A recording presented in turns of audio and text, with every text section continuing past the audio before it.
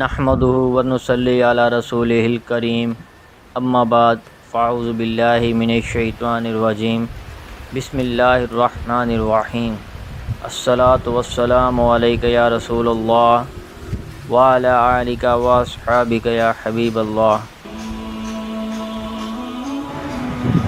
یزید بن عامر رضی اللہ عنہ کہتے ہیں، میں مسجد آیا، نبی اکرم صلی اللہ علیہ وآلہ وسلم نماز میں تھے تو میں بیٹھ گیا اور لوگوں کے ساتھ نماز میں شریک نہیں ہوا۔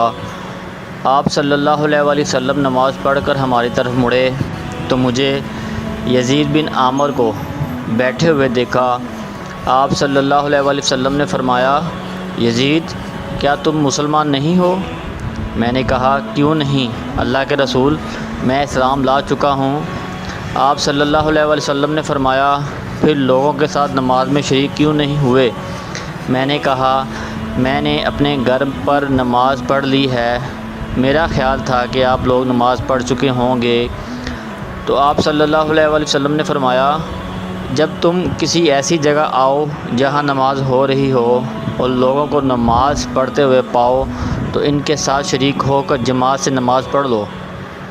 اگر تم نماز پڑھ چکے ہو تو وہ تمہارے لیے نفل ہوگی اور یہ فرض